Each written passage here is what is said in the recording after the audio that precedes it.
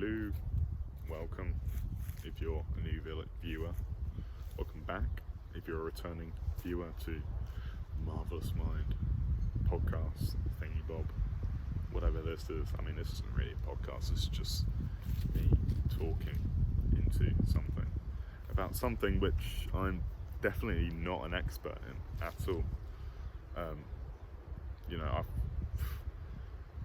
Perhaps I could say I've got 4 or 5 years of semi-regular experience with meditating, and I've experienced certain interesting states in that journey, I suppose, and may have certain insights, I suppose, if you can call them that, but I mean, without doubt, I mean, I'm not an expert on anything at all, and I want to make that clear, but I think I can talk about it, and in a somewhat coherent kind of way. Sometimes I think, oh fuck, am I making any sense? Do I even make sense to myself? Who knows? But I think I can say some things that make sense about meditation. I mean, I guess sort of the reason I started meditation, back in the day when I was a younger man, it was, primarily for, its sort of the cognitive enhancing effects, I suppose. And there is, a good, literature of evidence, attesting to, the way that meditation can improve, focus, strengthen your prefrontal cortex and reduce stress and all that good stuff. And it makes sense given that what it is. Meditation at its core is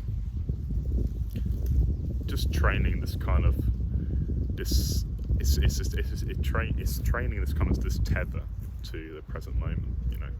When people are often instructed, focus on the breath. The breath is this sort of this object of attention, this object of experience, which is permanently, it's always there. You're always your breath is always going, whether you're not noticing or not.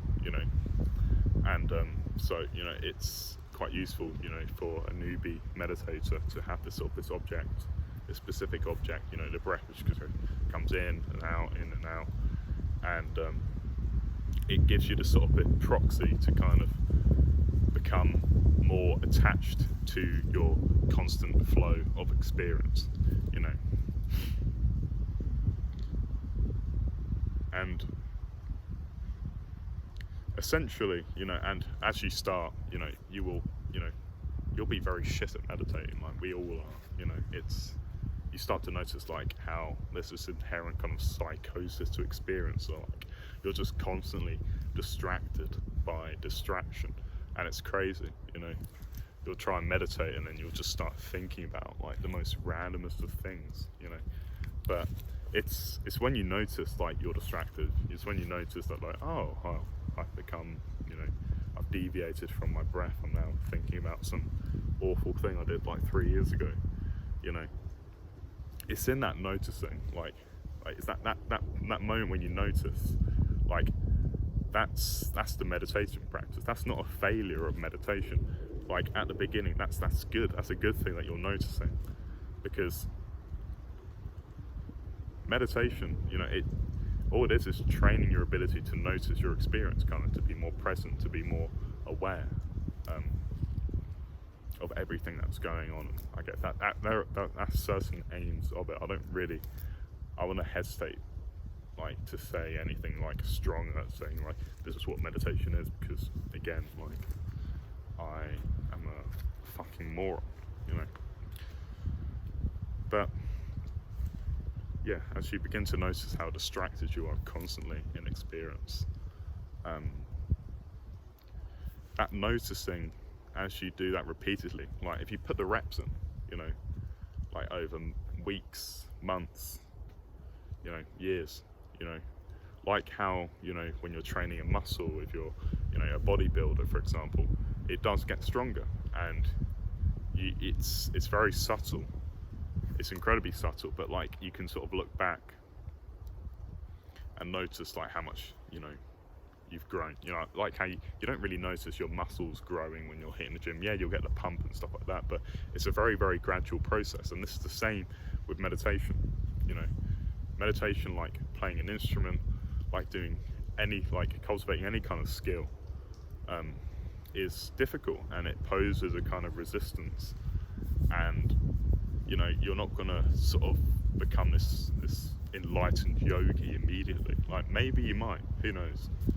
Maybe you might just have this immediate out of body experience, and you'll sort of just levitate to the astral plane. But I don't know. I mean, I don't do that, unfortunately. Although I have sort of flirted a little bit, you know, with out of body experiences and stuff, which is, you know, maybe I'll save that for another discussion, because, you know, they're pretty fucking weird. But yeah, meditation, it's yeah, it is a skill, and I often hear like a lot, you know, and maybe this sort of is because of, you know, how frequent and common ADHD is. You know, people will often say, oh, I can't meditate, you know, and like, yeah, you can't meditate at the beginning, or like when you try, it's very difficult, because I suppose in our sort of era of, you know, short form content, of smartphones and addictive technologies, you know, there's so many, you know, there's such a strong environmental pressure to be neurotically distracted all the time, you know,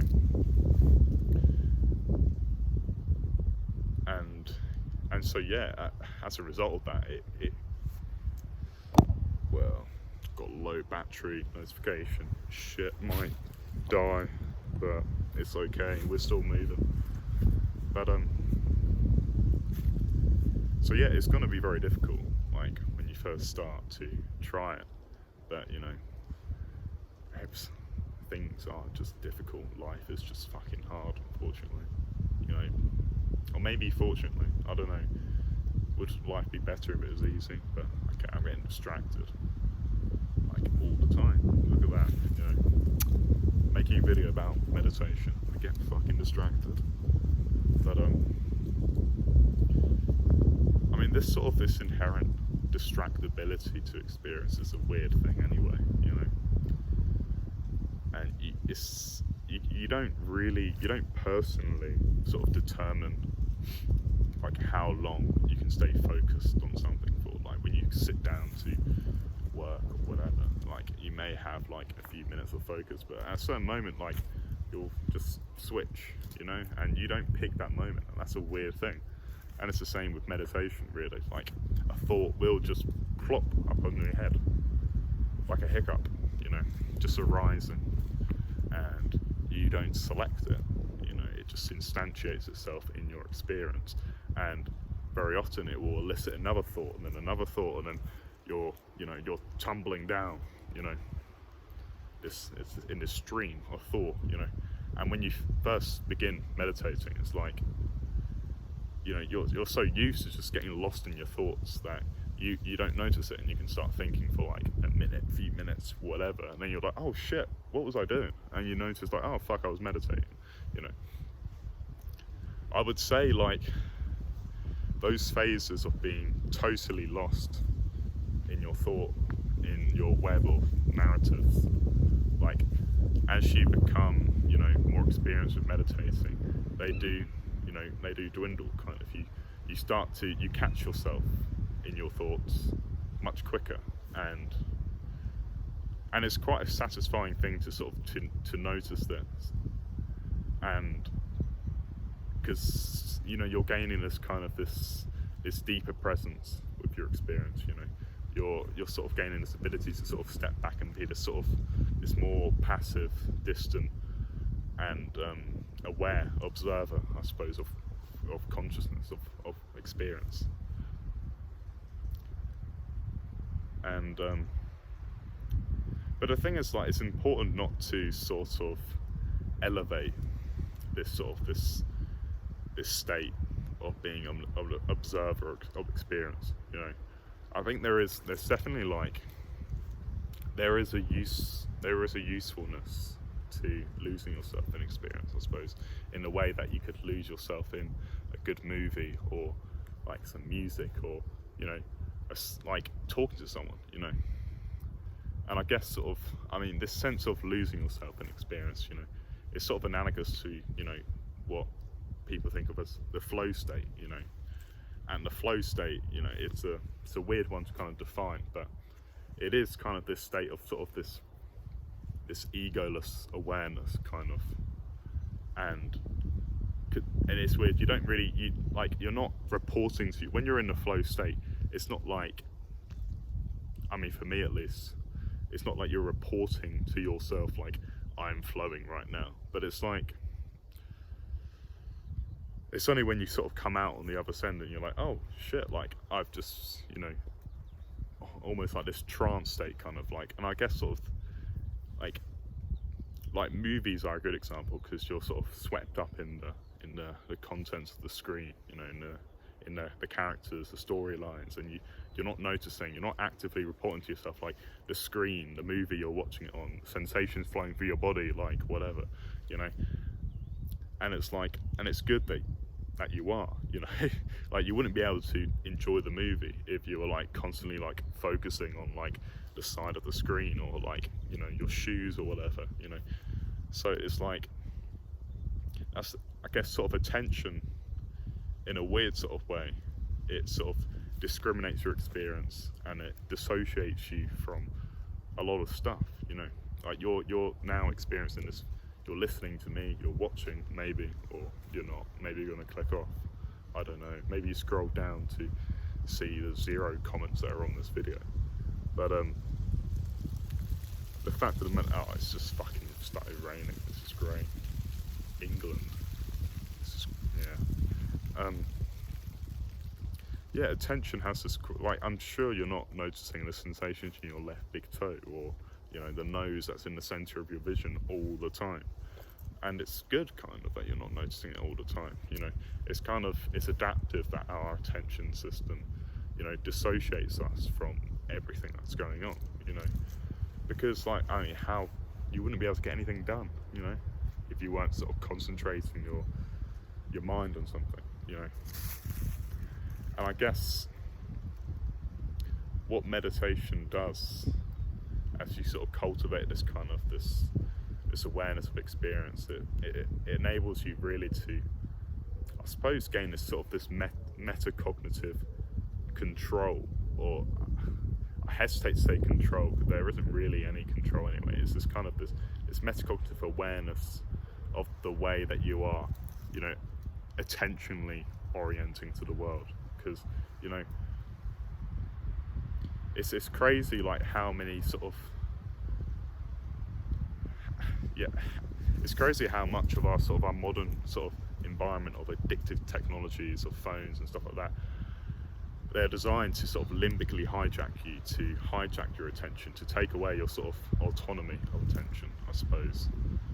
I guess sort of an advert is kind of like that. It will capture your attention, try and bullshit you into something, buying some product or service or whatever. There are a lot of sort of external forces which are trying to tug on your attention, and it's not just addictive devices, other people, things, everything's trying to vie for your attention, I suppose.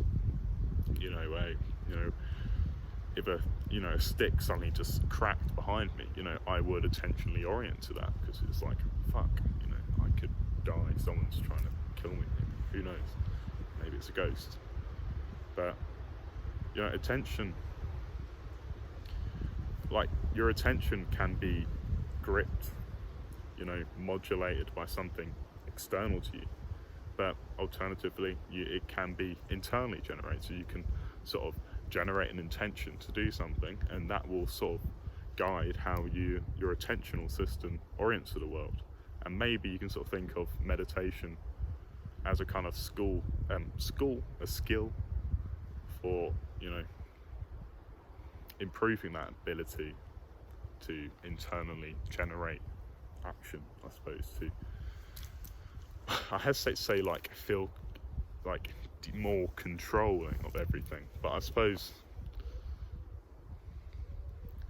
it's just sort of being able to notice things more, I suppose, to notice, you know, the subtle things more, you know.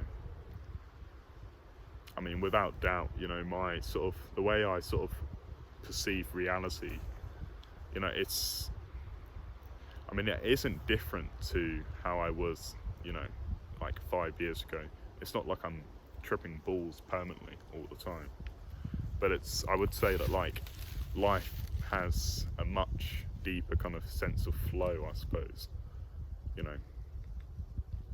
Like I do find that, you know, I'm sort of drifting into sort of flow states of losing yourself in experience is, or losing myself in like an activity I'm doing. It's much less friction. There is much less friction to that, you know. And I do find like the flow state, it's an inherently kind of pleasurable, meaningful and enriching kind of state to be in, you know. It's like, I mean, just to talk to, I mean, if anything, I mean, to talk about like social situations especially, like, and this is, you know, maybe particularly relevant people who, you know, suffer from, you know, some form of social anxiety, which, let's face it, is probably all of us, most of us, a significant proportion of us. Like, a lot of that sort of, when you are socially anxious, there's like this sort of this attentional bias to internally, I suppose, to how you're presenting yourself, whether you're saying the right things, whether you're, you know, doing whatever, and that attentional bias takes you away from the other person, the person you're talking to, you know. And sure enough, it can have a sort of a self-fulfilling kind of prophecy, because if your attentional bias is away from, you know, the person you're talking to, and it's more focused on yourself, and your anxieties and stuff, you know, it makes you less able to really, you know, I say, perform socially, you know. It makes you less able to sort of really be present, I suppose. And at its core, really, that's what meditation tries to sort of to cultivate, a deeper sense of presence in life. And, you know, I guess sort of, I mean, it's almost a cliche to sort of say, like, live in the moment, but, you know, we shouldn't forget that there is really only the moment, you know. Every idea about the future is an idea we generate in the moment. Every idea about the past is a thing we generate in the moment, you know. It's, and yeah, I mean, I guess this gets into the whole idea of like the philosophy of time, you know. What is time exactly? What is the past, the future, the present? And to answer that quickly, I have no fucking idea. It's such a weird thing, you know. And if anything, like, what my meditative practice and experience has sort of taught me is that there's just this inherent kind of mysticism to the present moment, you know. The fact that I cannot anticipate the next thought I will think, you know, the next thing that will come out of my mouth, you know. This radical freedom is just, it's nuts. And it's almost disorientating when you first sort of realise it. But I guess in that sort of, that simple insight is, well, I guess liberation, I suppose. Like, there's this infinite plurality of just paths that, for me, for you to go down, you know. You know, what will you do after this video? You know, you don't know until you do it, I guess. And maybe this inherent uncertainty to life is pretty fucking scary. Maybe it's exciting, I don't know. I guess it sort of depends on your perspective. But yeah, it's raining a lot more now. So on that note, I'm going to leave at that. I hope this has been kind of useful, whatever. I hope you've enjoyed it. Maybe I will actually sort of manage to acquire a regular upload schedule, but I don't know, because I'm quite a lazy person, I've come to realise, in certain respects. But I'm doing something now, making a video now. Why today? Why was I feeling motivated today? I don't know. Who knows what's going on? Maybe it's all a dream. Maybe it's all a Truman Show. Who knows? Well, on that note, have a good day. Bye-bye.